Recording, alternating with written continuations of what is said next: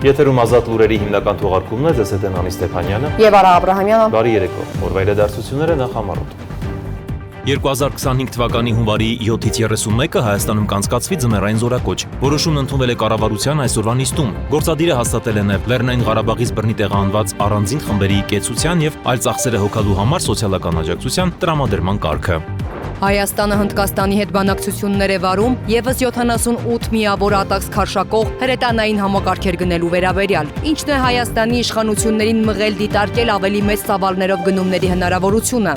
Ադրբեջանի նախագահի հատուկ հանձնարարություններով ներկայացուցիչ Էլչին Ամիրբեկովը անիրատեսական է համարել առանց բոլոր կետերի վերջնական համաձայնեցման պայմանագիրը կնքելու Հայաստանի առաջարկը։ Նա նաև Թուրքիայի տրանսպորտի նախարարը կրկին խոսել են այսպես կոչված Զանգեզուրի միջանցքի մասին։ COP29-ի Բաքվում ընթացող աշխատանքները մոտենում են ավարտին, սակայն կլիմայի փոփոխության դեմ պայքարի ֆինանսավորման հարցում առաջընթաց չկա։ ՄԱԿ-ի գլխավոր քարտուղար Անտոնիո Գուտերեշը կլիմայի վերաբերյալ աշխարհի բանակցողներին նախազգուշացրել է ձախողման ռիսկերի մասին։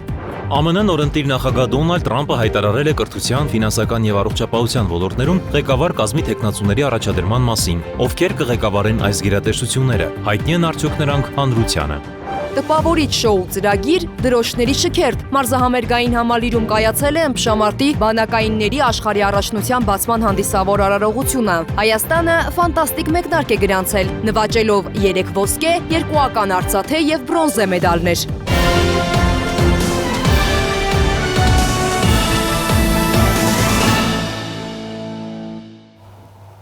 Վարչապետ Նիկոլ Փաշինյանն ընդունել է Գերմանիայի Բունդեսթագի Եվրամիության հարցերի հանձնաժողովի նախագահ Անտոն Հոֆրայթերի գլխավորած պատվիրակությանը։ Զրուցակիցները քննարկել են Հայաստան-Եվրոպական միություն հարաբերություններին եւ դրանց զարգացմանը վերաբերող հարցեր։ Անդրադարձ է կատարվել Հայաստան-Ադրբեջան խաղաղության պայմանագրի շուրջ քննարկումների ընթացքին, այդ համատեքստում Հայաստանի դիրքորոշումներին, սահմանազատման գործընթացին։ Տարածաշրջանային կայունության ապահովման առումով կարևորվել է Հայաստանում ԵՄ քաղաքացիական առաքելության գործունեությունը։ Մտքեր են փոխանակվել նաև տարածաշրջանային նշանակության այլ հարցերի շուրջ։ Գերմանիայի Բունդեսթագի ԵՄ հարցերի հանձնաժողովի նախագահին ընդունել է նաև արտաքին գործերի նախարար Արարատ Միրզոյանը։ Հանդիպմանն անդրադարձ է կատարվել Հայաստանի եւ Գերմանիայի միջև երկկողմ գործակցության հետագա խորացմանն ուղղված ջանքերին, թե երկկողմ ձևաչափով, թե ԵՄ հարթակում։ Զրուցակիցները մտքեր են փոխանակել նաև տարածաշրջանային հարցերի վերաբերյալ։ Այս համատեքստում նախարար Միրզոյանը զրուցակցին ներկայացրել է Հարավային Կովկասում կայուն խաղաղության հաստատման Հայաստանի տեսլականը, այդ թվում հայ-ադրբեջանական հարաբերությունների կարգավորման գործընթացում վերջին զարգացումները։ 2025 թվականի հունվարի 7-ից 31-ը Հայաստանում կանցկացվի ձմեռային զորակոչ, իսկ զինծառայողների զորացրումը կիրականացվի 2025 թվականի հունվարի 9-ից 31-ը ներառյալ։ Որոշումն ընդունվել է կառավարության այսօրվա նիստում, գործադիրը հաստատել է նաև Լեռնային Ղարաբաղից բռնի տեղահանված առանձին խմբերի կեցության եւ այլ ծախսերը հոգալու համար սոցիալական աջակցության միջոցառումը եւ տրամադրման կարգը։ Կառավարության նիստի մանրամասները ներկայացվող տեսանյութում։ Ճանապարհների տրանսպորտային միջոցների հիմնանորոգման համար տարածքային կառավարման եւ ենթակառուցվածքների նախարարությանը հատկացված միջոցներից կատարվեց վերաբաշխում 2 միլիարդ 368 միլիոն դրամի չափով եւ կառավարության միջոցներից գերատեսչությանը հատկացվեց 901 միլիոն դրամ։ Ընդհանուր երկարությունը 16 կիլոմետր է, որից միջպետական նշանակության է 1.6 կիլոմետրը, հանրապետական նշանակության 8 կիլոմետր, տեղական նշանակության ավտոճանապարհները 6.4 կիլոմետր։ Վարչապետը հարկամարեց թվարկել այն ճանապարհները, որոնք հիմնանորոգվում են։ Նախկինում չգիտեի, բայց մասնավորապես Վայոց ձորի եւ Գեղարքունիքի մարզի բնակչության տնտեսական գործակցության համար շատ կարեւոր է։ Նիկոլ Փաշինյանն անդրադարձավ վերանորոգված ճանապարհները հետո քանդելու դեպքերին, պատմելով, որ ինքն այցելել է համայնքային կամ հանրապետական նշանակության ճանապարհներ, տեսնելու թե դրանք ինչ վիճակում են, ինչ է նկատել վարչապետը։ Ճանապարհի հանձնելուց հետո, ասենք 6 ամիս, մի տարի հետո կարելի է գնալ եւ տեսնել այնտեղ ինչ որ քանդած հատված, այսինքն քանդած կիսածածկած կամ ծածկած, այս մարդիկ իրենց, չգիտեմ, անձնական որոշում, ես կոնկրետ դեպքերով հետաքրքրվել եմ, թե այդտեղ տրվել է թույլտվություն քանդելու կամ որևէ միջամտություն անելու եւ պարզել են, որ այդ դեպքերում ոչ որևէ թույլտվություն չկա։ Գործադիրի ղեկավարը հիշեցրեց, որ պետությունը ճանապարհների շինարարության ու հիմնանորոգման համար մեծ գումարներ է ծախսել։ 2018 թվականին իմ առաջին այցերից մեկը եղել է Սևան քաղաք, եւ մարդիկ ինձ ասել են, որ այն ցամաքաբերդից հետևով Սևանով ճանապարհ կա, որ խնդրել են, որ այս ճանապարհը 40 տարի է քանդած է եւ այլն եւ շատ կարեւոր է։ Մենք էլ արձագանքել ենք այդ ճանապարհը հիմնանորոգել ենք։ Երևի մի քանի ամիս առաջ էր էլի հեծանիվով անցնում է եւ տեսա դարպասներից մեկի առաջ սենց փոսա։ Զանգում եմ մեր տարբեր գործընկերներին, ասում եմ տեղյակ եք դուք դրանից, ոչ մեկ տեղյակ չի, ոչ մի թույլտվություն չկա։ Այսինքն եթե ժողովուրդ ջան պետք է հարցը բարձրացնեք մեր առաջ,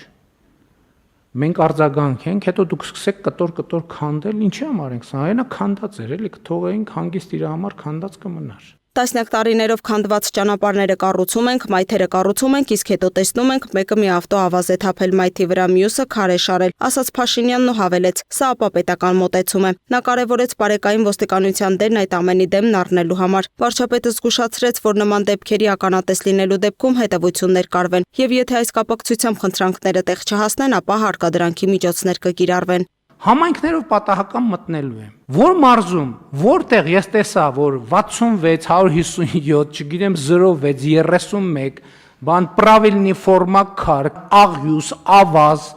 բետոն, սա խնդրեմ առաջացնելու, որովհետև 6 տարվա ընթացքում ես գործնականում տենց մարմին չկա, որի ղեկավարի սենց մի հատ հարցով զանգած չլինեմ։ Արդեն բոլորին ոչ հրապարակային ձևերով ասել եմ տասնյակ անգամներ։ Շրջեք, նայեք։ Նոր նախագծով հաջորդ տարվա գարնանից Արցախից տեղահանվածների աջակցությունը կնվազի եւ կվերաբերվի կոնկրետ թիրախային խմբերին։ Աշխատանք եւ սոցիալական հարցերի նախարարի խոսքով 2025-ի հունվարից մարտ ամիսներին դրամական աջակցությունը կկազմի 50,000 դրամ եւ 40 գումարած 10 ծրագիրը կգործի մինչեւ մարտ։ Արդեն ապրիլից մինչեւ հունիս ընկած ժամանակահատվածում աջակցության չափը կնվազի եւ կկազմի 40,000 դրամ։ Այն կստանան կոնկրետ խմբեր, անչափահասները կամ 18 տարին լրացած, բայց բարձրագույն կրթություն ստացող քաղաքացիները, 63-ից բարձր տարիքի անձինք, կերակրողին կորցրածները եւ առաջին ու երկրորդ խմբի հաշմանդամություն ունեցողները։ Այսինքն այս սոցիալական խմբերից դուրս գտնվող մյուս անձինք մարտից այլևս դրամական աջակցություն չեն ստանա։ 2025 թվականի հուլիս-դեկտեմբեր ամիսը ներառյալ աջակցությունը կշարունակենք նույն խմբերի համար, սակայն 30,000 դրամի չափով։ Ապրիլ ամսից այս կարգավորման առաջարկող աջակցության սոցիալական հասարակությունն ընդգծելու եւ աջակցություն առանձին սոցիալական խոցելի խմբերին հասցեագրելու կարևորությունը պայմանավորված է մի քանի պատճառներով։ Որն է մեր պլանը, երբ որ մենք մարդու աղքատությունը գնահատում ենք եւ ստեղծում ենք դե ֆակտո այնպիսի համակարգ, որը նրան չի մղում աշխատելու։ Ես ասում եմ, որ մենք մարդուն պետական նորեն դատապարտում ենք աղքատության։ Եվ հետեւաբար մենք այս տրամաբանությունը պետք է փոխենք։ Կառավարության որոշմամբ մեկ այլ նախագծով նախատեսվում է կրթության, գիտության, մշակույթի եւ սպորտի նախարարությանը 2024 թվականի պետական բյուջեով կապիտալ ծրագրերի իրականացման համար հատկացված միջոցների հաշվին կատարել վերաբաշխում 1 միլիարդ 671 միլիոն դրամի չափով։ Սրանով կապահովվի կառավարության որդեգրած 300 դպրոցի եւ 500 մանկապարտեզի կառուցման, վերակառուցման, հիմնանորոգման ծրագրերի պատշաճ կատարումը։ Այս համատեքստում Արմավիրի մանկապարտեզի չբացվելու մասին խոսելիս վարչապետը զգուշացրեց. ժամկետը խախտվեց, ուրեմն անձնական պատասխանատվություն կլինի։ Մի ասեք, որ հոկտեմբերին բացվելու, ասենք հիմա մարդիկ, ասենք այդ գյուղի ժողովուրդը տեսել են, չէ՞։ Տեսախցիկների առաջ ասել եմ, երբ է բացվում, ասել եք հոկտեմբերին է բացվում, ես էլ գրել եմ։ Հոկտեմբերին մանկապարտեզը բացվում է։ Իմից ստացվեց, որ սուտ ասեցի։ Ասեք, խիկ ասում, տենց հոկտեմբերին բացվում է։ Ես զգուշացնում եմ, սրանից հետո մի հատ ժամկետ եղավ, խախտվեց։ Կոնկրետ գալու անձնական պատասխան։ Որևէ մեկը ինչ չասի մի հատ ժամկետ, մի հատ տվյալ, որը ստուգված, վերստուգված չի։ Լուսինե Գրիգորյան, Free News, Ազատ լուրեր։ Հայաստանը Հնդկաստանի հետ բանակցություններ է վարում եւս 78 միավոր ատաքս քարշակող հրետանային համակարգեր գնելու վերաբերյալ, քանի որ դրանք դրսևորել են բացառիկ հնարավորություններ։ Այս մասին գրել է հնդկական պարբերականը, նշելով, որ 6 հաուբիցից բաղկացած առաջին խմբականակը Հայաստանում լայն փորձարկումներ է անցել, այդ թվում բարձր լեռնային եւ հարթավայրային տեղանքում։ Փորձարկումները հաստատել են ճշգրտությունը մեծ հեռավորություններում եւ բարձր հուսալիությունը, ինչը Հայաստանի իշխանություններին մղել է դիտարկել ավելի մեծ ծավալներով գնումների հնարավորությունը։ Անդրսահմանային ջրային ռեսուրսների կառավարման հարցում Հայաստանի ու Ադրբեջանի միջև պաշտոնական գործակցություն չկա, այս մասին լրատվամիջոցներից մեկի հարցմանի պատասխան հայտնել են Հայաստանի ԱԳՆ-ից մեկնաբանելով Բաքվում ԱՄՆ դեսպանի վերջին հայտարարությունները։ Մարկ Լիբին օրերս հայտարարել էր տարածաշրջանի սահմանային գետերի ջրային ռեսուրսների ինտեգրված կառավարման սխեմայի ստեղծման ուղղությամբ Ադրբեջանի ու Հայաստանի հիդրոլոգների եւ ինժեներների համատեղ աշխատանքի մասին։ COP29-ի ժամանակ նա նշել էր, որ աշխատանքներին աջակցում է Միացյալ Նահանգները։ Ադրբեջանի նախագահի հատուկ հանձնարարություններով ներկայացուցիչ Էլչին Ամիրբեկովը անիրատեսական է համարել առանց բոլոր կետերի վերջնական համաձայնեցման պայմանագիրը կնքելու Հայաստանի առաջարկը։ Նա հավելել է, որ պաշտպանում է Զանգեզուրի միջանցքի գաղափարը, սակայն այս հարցը չեն համարում խաղաղության պայմանագրի պարտադիր նախապայման։ Պաշտոնական Երևանի համար էլ միջանցքը կարմիր գիծ է ու վերջ։ Հայաստանն Ադրբեջանին առաջարկում է խաղաղության խաչմերուկ նախագիծը, որը տարածաշրջանում անվտանգության և կայունության համար տնտեսական նախադրյալներ կստեղծի։ Խաղաղ գործընթացի հիմնական խոչընդոտը Հայաստանի սահմանադրությամբ ամրագրված տարածքային հավակնություններն են։ Այս մասին հունգարական Մայգար Նեմզե թերթին տված հարցազրույցում հայտարարել է Ադրբեջանի նախագահի հատուկ հանձնարարություններով ներկայացուցիչ Էլչին Ամիրբեկովը։ Ըստ նրա, եթե Հայաստանն ուզում է տարածաշրջանում կայուն եւ անշրջելի խաղաղություն հաստատել, ապա պետք է փոփոխություններ կատարի իր սահմանադրությունում, հրաժարվելով Լեռնային Ղարաբաղի նկատմամբ հավակնություններից։ Սահմանադրական փոփոխությունները կարևոր են, որ Հայաստանը հրաժարվի իր հավակնություններից եւ ապագա կառավարությունների կողմից եւս հարգվի ստորագրված համաձայնագիրը։ Այսօր իսկապես առկա են խաղաղության համաձայնագրի կնքման համար լավ հնարավորություններ, սակայն գնդակը հայկական կողմում է եւ Հայաստանը պետք է ճիշտ որոշում կայացնի։ Ադրբեջանը շարունակում է բարձրացնել Հայաստանի սահմանադրության փոփոխության հարցը։ Չնայած վարչապետ Նիկոլ Փաշինյանը բազմիցս հայտարարել է, որ հենց Ադրբեջանի սահմանադրությունն է տարածքային պահանջներ պարունակում Հայաստանի նկատմամբ, բայց դրա փոփոխությունը նախապայման չեն դարձնում, որ խաղաղության բանակցությունները չմտնեն փակուղի։ Խոսելով Զանգեզուրի միջանցքի անհրաժեշտությունից, ադրբեջանցի պաշտոնյան նշել է, որ նախագիծը շահավետ կլինի բոլոր կողմերի համար։ Մեզ համար Զանգեզուրի միջանցքը կարևոր է, քանի որ կապահովի Ադրբեջանի հիմնական մասի կապը Նախիջևանի հետ։ Հայաստանին այն հնարավորություն կտա դուրս գալու տարածաշրջանային մեկուսացումից եւ մասնակցելու տարածաշրջանային տնտեսական գործակցությանը։ Զանգեզուրի միջանցքը կարող է դառնալ նաեւ միջին միջանցքի այլընտրանքային ճանապարհ։ Զանգեզուրի միջանցքի գործարկումը նաեւ կարող է հետաքրքրել Իրանին, քանի որ այն հնարավորություն կընձեռի ընդլայնելու տնտեսական գործակցությունը Հայաստանի եւ Ադրբեջանի միջև։ Ադրբեջանի նախագահի հատուկ բանագնացը հայտնել է, որ այս հարցում իրենք ունեն Թուրքիայի հստակ աջակցությունը։ Իդեպ Ռուսաստանն էլ շահագրգռվածություն է ցուցաբերել։ Բաքվում Թուրքիայի տրանսպորտի նախարարը եւս հայտարարել է, թե Ադրբեջանի եւ Թուրքիայի միջև տրանսպորտային ոլորտում ամենամեծ նախագիծը Զանգեզուրի միջանցքն է։ Այս ուղղությամբ Անկարան ակտիվորեն աշխատում է ադրբեջանական կողմի հետ։ Միջանցքը կանցնի Հայաստանի, թե Իրանի տարածքով, կորոշեն մեր ադրբեջանցի եղբայրները։ Այդ միջանցքը Նախիջևանով կանցնի Թուրքիա։ Անկարան նախագիծն արդեն ավարտել է։ Մրցույթն անցկացրել է եւ մոտ օրերս կսկսի շինարարական աշխատանքներն ուղիղ տրանսպորտային կապ ապահովելու Թուրքիայի եւ Ադրբեջանի միջև։ Բաքուն պնդում է, որ Ադրբեջանը Նախիջևանի հետ պետք է կապ ունենա Սյունիքով, բայց առանց մաքսային ու սահմանային հսկողության։ Երևանն էլ հայտարարում է պատրաստ են ճանապարհ տրամադրել Ադրբեջանին Նախիջևանի հետ կապի համար առանց Հայաստանի տարածքային ամբողջականությունն ու սահմանների անխախտելիությունը կասկածի տակ դնելու։ Հիշեցնենք, որ դեռ տարեսկզբին Բաքուն հայտարարել էր, եթե Զանգեզուրի միջանցքը չբացվի, Ադրբեջանը Հայաստանի հետ սահմանը որևէ այլ կետում չի բացի։ Ալիևի խորհրդական Հիկմետ Հաջիևն էլ իր հերթին պնդել էր, թե Բաքվի պահանջը հիմնվում է 44-օրյա պատերազմից հետո ստորագրված եռակողմ հայտարարության վրա, որի 9-րդ կետն ասում է, թե Հայաստանը պետք է անխոչնդոտ կապ ապահովի Ադրբեջանի եւ Նախիջևանի միջև։ Ադրբեջանից շարունակ հնչող նմանատիպ հայտարարություններին ի պատասխան Երևանը մշտապես շեշտել է. Միջանցքային տրամաբանություն բանակցություններում չկա։ Հաղորդակցային ցանկացած ուղի պետք է լինի տվյալ երկրի ինքնիշխանության եւ իրավազորության ներքո, գործի հավասարության ու փոխադարձության սկզբունքների հիման վրա։ Այս հարցում Հայաստանին սատարում է նաև հարևան Իրանը, որի հոգևոր առաջնորդն ընդգծել է. Ռուսաստանը հակասական քաղաքականություն է որդեգրել Իրանի նկատմամբ, աջակցելով Զանգեզուրի միջանցքի ստեղծմանը։ Թեհրանը նշել է Հայաստանի տարածքային ամբողջականության ապահովման կարևորությունը, շեշտելով. Իրանն այսպես ասած Զանգեզուրի միջանցքը վնասաբեր է համարում Հայաստանի համար։ Իրանը ողջունում է Հարավային Կովկասում տրանսպորտային ուղիների ապաշրջափակումը տարածաշրջանի երկրների ինքնիշխանության շրջանակներում, բայց դեմ է միջազգային սահմանների ցանկացած փոփոխության, թե որոնք են այս հարցում Թեհրանի կարմիր գծերը պարբերաբար հնչեցվել են տարբեր հարթակներում։ Մեր կարմիր գիծն այն ժամանակ է լինելու, երբ Հայաստանի հետ մեր սահմանը խզվի, այսինքն այնպես ստացվի, որ մենք չկարողանանք Հայաստանի հետ կապ ունենալ։ Սա է մեր կարմիր գիծը։ Ապաշրջափակումն էլ պետք է լինի ինքնիշխանության, տարածքային ամբողջականության շրջանակներում։ Երևանն էլ առաջարկում է խաղաղության խաչմերուկ նախագիծը, որն ըստ վարչապետ Նիկոլ Փաշինյանի Ադրբեջանին մտահոգում է նրանով, որ այն կարող է տասնյակ միլիարդների օգուտ բերել Հայաստանին։ Փաշինյանը պարզաբանել է, թե նախագիծն ինչու չի իրագործվում։ Ըստ նրա նախագիծը երկու մտահոգություն է բերում Ադրբեջանին։ Եթե Ադրբեջանը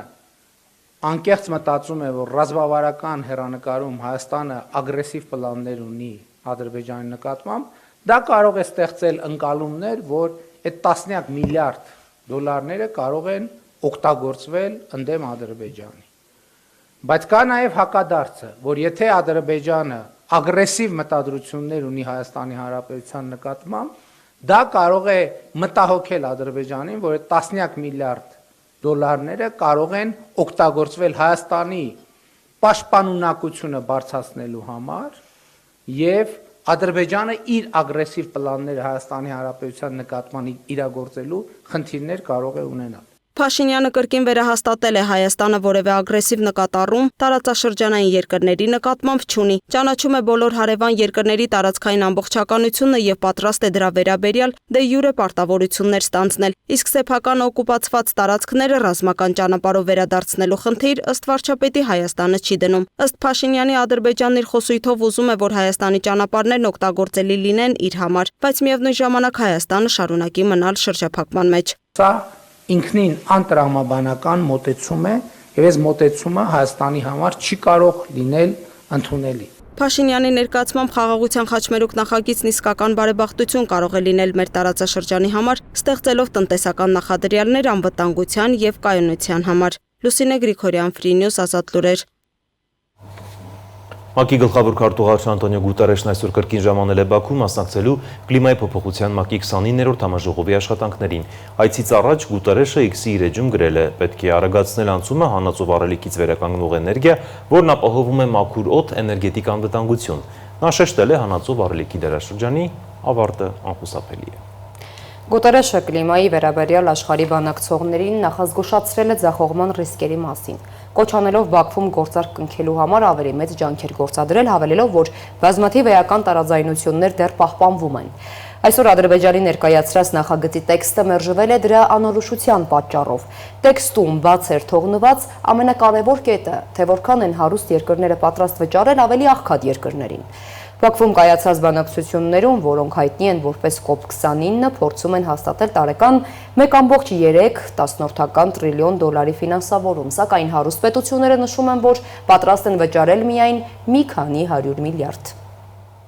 Փաստորեն COP29-ի Բաքվում ընթացող աշխատանքները մոտենում են ավարտին, սակայն կլիմայի փոփոխության դեմ պայքարի ֆինանսավորման հարցում առաջընթացի բացակայությունը ակնհայտ է։ Բաքվում շարունակվող COP29 գագաթնաժողովում նախորդ օրերին հատկապես բուռն էր քննարկվում կլիմայի փոփոխության դեմ պայքարի ֆինանսավորման հարցը։ Բոլիվիայի պատվիրակ Դիեգո Բալանզանով ղեկավարում է զարգացող երկրներից կազմված դաշինքը, մեղադրել է զարգացած հարուստ երկրներին նախորդած տասնամյակում խոստումները չիրականացնելու մեջ։ Նախատեսվում էր COP29-ի շրջանակում սահմանել կլիմայի փոփոխության դեմ պայքարի ֆինանսավորման նոր շեմ։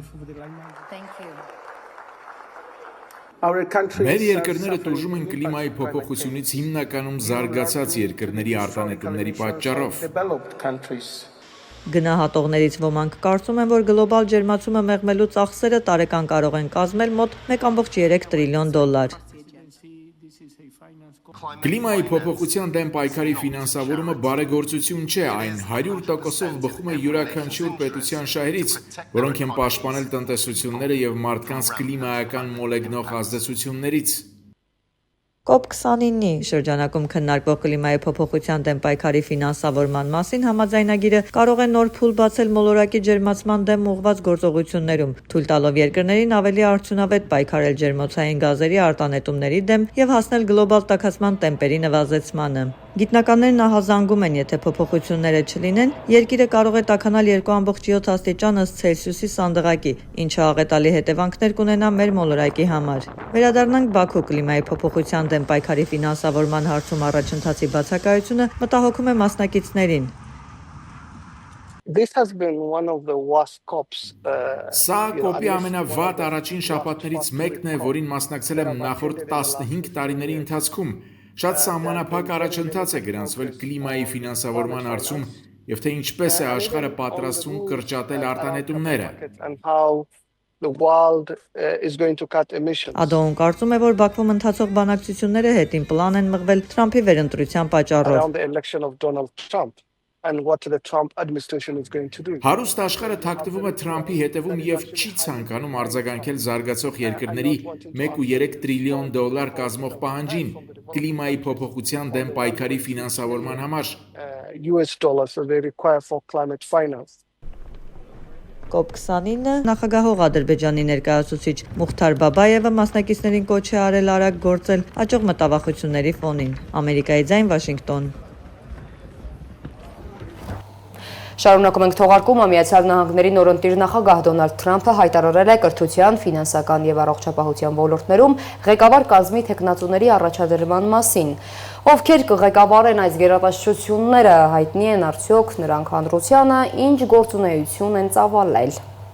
ԱՄՆ նորընտիր նախագահ Դոնալդ Թրամփը երեքշաբթի հայտարարել է կրթության նախարարության ղեկավարի պաշտոնում Լինդա Մակմահոնի թեկնածությունն առաջ քաշելու մասին։ Նրա առաջին նախագահության ընթացքում Մակմահոնը ղեկավարում էր փոքր բիզնեսի վարչությունը եւ հայտնի է որպես սպորտային ոլորտում գործունեություն ծավալող World Wrestling Entertainment ընկերության համահիմնադիր եւ երկարամյա ղեկավար։ Լինդան իր առաջնորդության տասնամյակների փորձն ու կրթության եւ բիզնեսի ոլորտում խորը գիտելիքները կօգտագործի, որպեսզի ամրապնդի ամերիկացի ուսանողների եւ աշխատավորների հաջորդ սերունդը եւ Ամերիկան դարձնի կրթության ոլորտում առաջինը աշխարհում։ Մենք կվերադարձնենք կրթությունը նահանգներ եւ Լինդան կղեկավարի այդ ջանքերը, ասել է Դոնալդ Թրամփը իր հայտարարության մեջ։ Նույն օր ավելի վաղ Թրամփը առևտրի նախարարի պաշտոնում առաջարկեց Wall Street-ի ֆինանսիստ Հովարդ Լյուտնիկի թեկնածությունը։ 63-ամյա միլիարդատերը Թրամփի այսպես կոչված անցումային թիմի ղեկավարներից է եւ ներկայումս զբաղվում է բարձրաստիճան պաշտոնյաների համար թեկնածուների ընտրությամբ։ Նախորդ շրջանում Լյուտնիկը աչքի էր ընկնում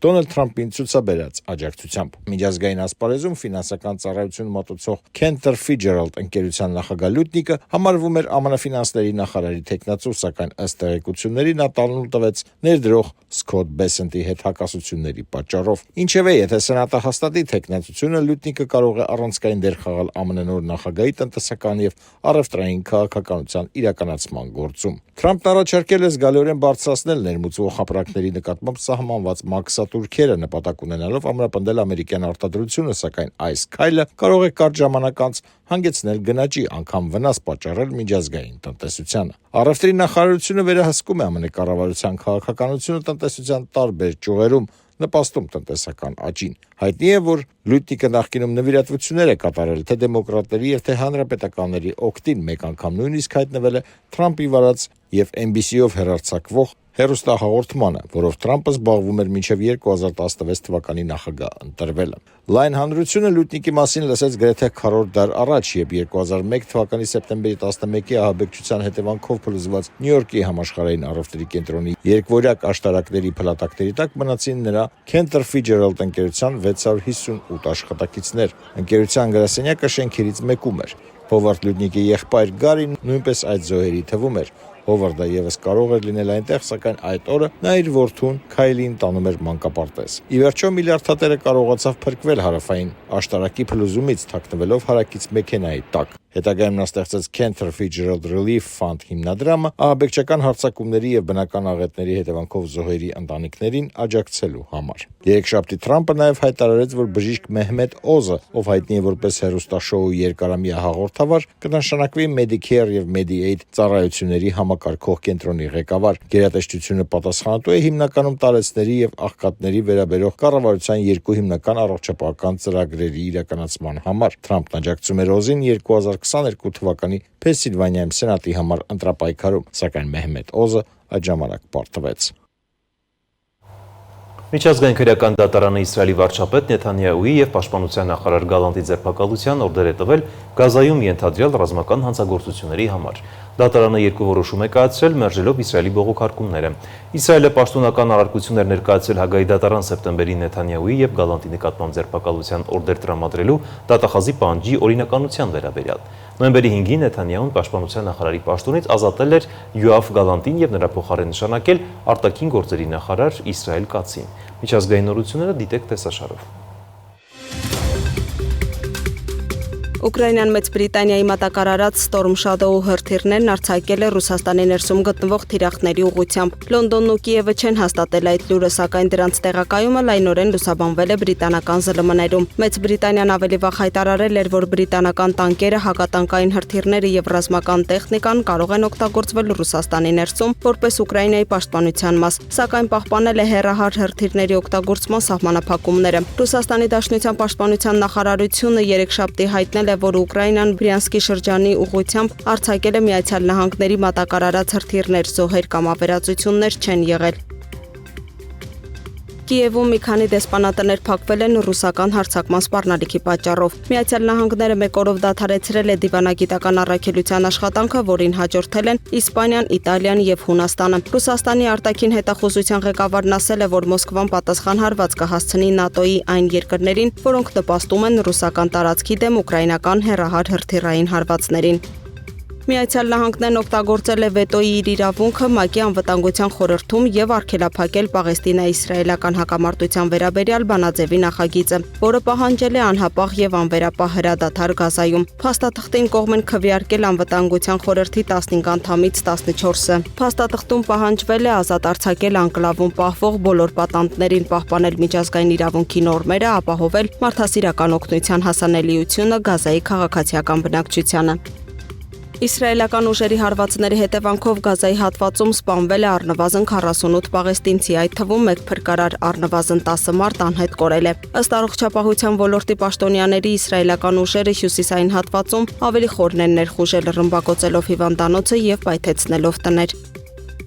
Եվրախորհրդարանն առանց բացառության հաստատել է Եվրահանձնաժողովի նոր կազմը։ Թեկնածուների հաստատման հետաձգման պատճառ է դարձել աճ կենտրոնամետ Եվրոպական ժողովրդական կուսակցության եւ սոցիալ-դեմոկրատական խմբակցության միջև ձգձգվող հակասությունները։ Եվրահանձնաժողովի նոր կազմի վերջնական հաստատումը տեղի կունենա հաջորդ շաբաթ Եվրախորհրդարանում, իսկ հանձնաժողովն աշխատանքը կսկսի դեկտեմբերին։ Աբխազիայի նախագահի պաշտոնակատար Բադրա Գումբան ստորագրել է Աբխազիայի հանրապետության վարչապետի հրաժարականի մասին հրամանագիրը։ Բացի դրանից Գումբայի ստորագրման վարչապետի պաշտոնակատար է նշանակվել Բգամբա Ռամշուխովիչը։ Իսլանդիայի Ռեյկյանես թերակղզում հրաբուխ է շայթքել, ինչի պատճառով իշխանությունները որոշել են տարհանել Գրինդավիկ քաղաքի բնակչությանը, այլ մանրամասներ դեռ չեն հաղորդվում։ Erasmus+ ծրագրի շրջանակում Հայաստանի ուսումնական հաստատություններում շարունակվում են բացվել հիբրիդ լսարաններ։ Դրանց տեխնիկական հագեցվածությունը հնարավորություն է տալիս համատեղել առցանց եւ ավանդական ուսուցման եղանակները։ Դասընթացներն ու քննարկումները կազմակերպվում են ինչպես արկածեվաչափերով, այնպես էլ առցանց եղանակով, հնարավորություն տալով ներառական խնդիրներ ունեցող ուսանողներին առանց բարդությունների մասնակցելու բոլոր դասընթացներին։ Հայաստանում ներառական թվային ու կանաչ ուղղվածությամբ բարձրագույն կրթության պատշաճ կառավարման եւ որակի ապահովման գործունեության առանցքային ցուցանիշների ազգային շրջանակի ստեղծում եւ կայունության եւ միջազգայնացման կարողություններ արևելյան հարևանության երկրների նորաստեղծ բարձրագույն կրթության հաստատությունների արդիականացման խթանման համար ծրագրերի շրջանակում ներառական կրթության զարգացման նպատակով Հայաստանի բարձրագույն ուսումնական մի քանի հաստատություններում բացվել են հիբրիդ լսարաններ, որոնք նախատեսված են ոչ միայն սովորական այլև այնպիսի անձանց համար, որոնք բախվում են ֆիզիկական կամ այլ բարդությունների։ Նոր տեխնոլոգիաներով կահավորված հերթական հիբրիդ լսարանը բացվել է այսօր Հյուսիսային համալսարանում։ Այն բացառիկ հնարավորություն է տալիս ապահովելու հատկապես ներառական խնդիրներ ունեցող անձանց հեռավար կրթությունը, միավորելով ժամանակակից կրթական տեխնոլոգիաները եւ կրթության ներառական մոտեցումները։ Այն շահառուները, որոնք ոչ հնարավորություն չեն ունենա տեղում ներկա գտնվել լսարանում, կարող են on-line ձևաչափով հաղորդակցվել դասապրոցեսներին։ Մյուս բաղադրիչը դա, որ առնվազն բոլոր կրթական չափորոշիչներում որպես բովանդակային պահանջ պետք է նախատեսվի կանաչ ձեռնարկատիրության բաղադրիչը, մեր սահմանափակ ռեսուրսների խնայողության ուղղված այդ բաղադրիչը եւ մեր կրթական ծրագրերի վերջնարդյունքում դա նույնպես պետք է արտահայտված լինի եւ թվային բաղադրիչն էլ ինքնին ենթադրում է, որ այս ամբողջը կազմակերպվել է թվային հաղորդակցության, էլեկտրոնային հաղորդակցության միջոցով։ Ֆինանսավորումն իրականացվում է Եվրոպական միության Erasmus+ ծրագրի միջոցով։ Այն միտված է բարձրագույն կրթության համակարգի թափանցիկության ապահովմանը, բազմաբնույթ կրթական ուղղությունների զարգացմանը։ Այս ծրագրերը մշակվում են ըստ երկրների, կարիքների եւ ոլորտի առաջնահերթությունների։ Erasmus+ ծրագրի ազգային գրասենյակի ղեկավար Լանա Կարլովան շեշտել է, որ կազմակերպությունն աշխատում է այնպիսի ծրագրերի վրա, որոնք ուղղված են կրթության հասանելիության ընդլայնմանը եւ հիբրիդային լսարաններն այս առումով շատ կարեւոր դեր են խաղում։ Լաբորատորիան պետք է ծառայի հենց տարբեր կուրսերի եւ լեկցիաների համար եւ խթանելով միջազգայնացումը։ Առաջին անգամ է, որ Հյուսիսային համալսարանում Erasmus+ կարողությունների զարգացման ծրագրով բացվում է այդպիսի մի լաբորատորիան, ի շնորհիվ երկու ծրագրերին եւ մենք միայն կարող ենք հաջողություն մաղթել այդ թիմին, որը աշխատում է այս համալսարանում, որ կարողանան բոլոր խնդիրները, իսկ իրանք հեշտ չեն, բարդ են բավականին, խնդիրների վրա աշխատեն եւ կարողանան իրենց նպատակներին հասնել։ Այսպիսի լսարանների բացումն ու զարգացումը կարևոր քայլ է Հայաստանի կրթական համակարգի համար, քանի որ այն ապահովում է կրթության հասանելիություն բոլորին, անկախ նրանց ֆիզիկական կամ սոցիալական պայմաններից։ Այն, ինչ սկզբում թվում էր որպես տեխնոլոգիական նորարարություն, այսօր իրականություն է դարձել, նպաստելով Հայաստանի կրթական համակարգի արդիականացմանը եւ ներառական կրթության զարգացմանը։ Սոնա Գիշյան, Տիգրան Ղազարյան, Free News, Ազատ լուրեր։ Տպավորիչ շոու ծրագիր, դրոշների շքերթ, պաշտպանության նախարարի եւ բանակային սպորտի միջազգային խորհրդի նախագահի ելույթներ։ Մարզամերգային համալիրում կայացել է ՄՇՄԱՐՏ-ի բանակայինների աշխարհի առաջնության բացման հանդիսավոր արարողությունը։ Պաշտոնական արարողակարգից հետո 10 քաշային կարգերում մեդալներ են խաղարկվել։ Հայաստանը ֆանտաստիկ մեկնարկ է գրանցել, նվաճելով 3 ոսկե, 2 ական արծաթե եւ բրոնզե մեդալներ։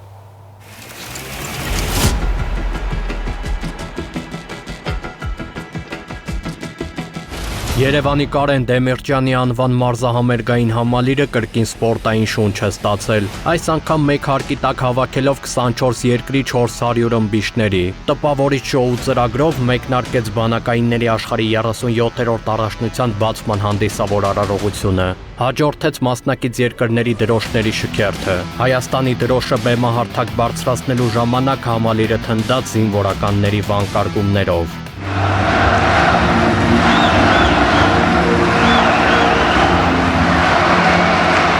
Հայաստանը խրախուսում է տարբեր երկրների զինվորներին մարզական միջոցառումների շնորհիվ համախմբելու ջանքերը։ Ելույթ ունենալով շեշտեց պաշտպանության նախարար Սուրեն Պապիկյանը։ Նախարարը հիշեցրեց վերջին մի քանի տարիներին Հայաստանում անցկացված մարզական խոշոր մրցաշարերը՝ բռնցքամարտի, ծանրամարտի, Եվրոպայի առաջնություններ, սամբոյի աշխարհի առաջնություն։ Պարտությամբ պետք է նշեմ,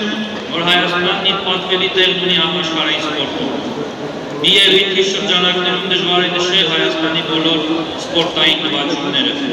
Միայն այս տարի օլիմպիական խաղերի, աշխարհի եւ Եվրոպայի առաջնություններում մեր տարբեր տարիքային խմբերի մարզիկները նվաճել են 334 մեդալ։ Հայաստանի պես փոքրիկ երկիրն ունի 14 օլիմպիական չեմպիոն։ Ռազմական սպորտի միջազգային խորհրդի նախագահ Ռոլիմ Լինտոնն էլ շնորհակալություն հայտնեց մրցաշարը բարձր մակարդակով անցկացնելու եւ բոլոր պատվիրակություններին ջերմորեն ընդունելու համար։ Սա պատմական պահ է, քանի որ Հայաստանն առաջին անգամ է հյուրընկալում ՄՇՄԱՐՏ-ի բանակայինների աշխարհի առաջնությունը։ Վստահ եմ, այս գեղեցիկ երկրից մեզ հետ կտանենք հիանալի տպավորություններ։ Այս առաջնությունը ավելին է, քան պարզապես մրցակցություն, նվիրվածության, ընկերասիրության եւ փոխադարձ հարգանքի դրսեւորման տոն է։ Այս մրցաշարը կամուրջ է ժողովուրդների միավորման համար։ Պաշտոնական արարողակարգից հետո մարզահամերգային համալիրի գորգերը տրամադրվեցին մեդալների համար պայքարող ըմբիշներին։ Միանգամից 10 քաշային կարգերում խաղարկվեցին մեդալներ։ Հայաստանի համար փառահեղ մեդալահավաքի սկիզբը դրեց Էլեն Բաբաջանյանը, որը 53 կիլոգրամ քաշային կարգի կանանց պայքարում 8-7 հաշվով հաղթեց ղրղыз մրցակցի եւ արժանացավ արծաթե մեդալի։ Այս քաշային կարգում մրցումը անցկացվում էր շրջանաձև համակարգով։ Այնուհետև հունարոմյական ոճի ըմբիշ 60 կիլոգրամ քաշային Սուրեն Աղաջանյանը պայքարեց ոսկե մեդալի համար եւ գերլարված գոտեմարտում առավելության հասնելով հյուսիս կորեացու նկատմամբ հռչակվեց բանակայինների աշխարհի չեմպիոն։ Եզրափակիչ գոտեմարտը ավարտվեց 3-3 հաշվով։ Աղաջանյանը հաղթեց, քանի որ մրցակիցը նկատողություն ուներ։ Հաջորդիվ համալիրը տնտեսնելու հերթը հասավ հունարոմյական ոճի մեկ այլ ըմբիշի 67 կիլոգրամ քաշային Գասպար Տերտերյանին, որը 2 րոպեում 11-0 հաշվով հաղթեց իրանցի ըմբիշի եւ դարձավ բանակայինների աշխարհի առաջնության ոսկե մեդալակիր։ Օրվա չեմպիոնական շքերթը եզրափակեց ազատ ոճի ըմբիշ Անդրանիկ Ավետիսյանը, որը մինչև 65 կիլոգրամ քաշային կարգի եզրափակիչում գերդիտաժան պայքարում 9-7 հաշվով հաղթեց հյուսիսկորեացի մրցակցի եւ նվաճեց ոսկե մեդալ։ Ընդհանուր առմամբ Հայաստանը առաջին մրցումային օրը նվաճեց 7 մեդալ, 3 ոսկե, 2 ական արծաթե եւ բրոնզե։ Հունարոմյականներից Հրաչյա Պողոսյանը եւ Աշոտ Խաչատրյանը արժանացան բրոնզե մեդալի։ Ազատ ոճային Սարգիս Բեգոյանն էլ բավարարվեց արծաթով։ Նարեկ Արոշանյան, Տիգրան Ղազարյան, Free News, Ազատ լուրեր։ Իսկ այս ժամի համար նախատեսել էինք այսքանը, թողարկման ավարտին ծանոթացեք եղանակային կանխատեսումներին։ Իսկ մենք ձեզ հրաժեշտ ենք տալիս, ցտեսություն։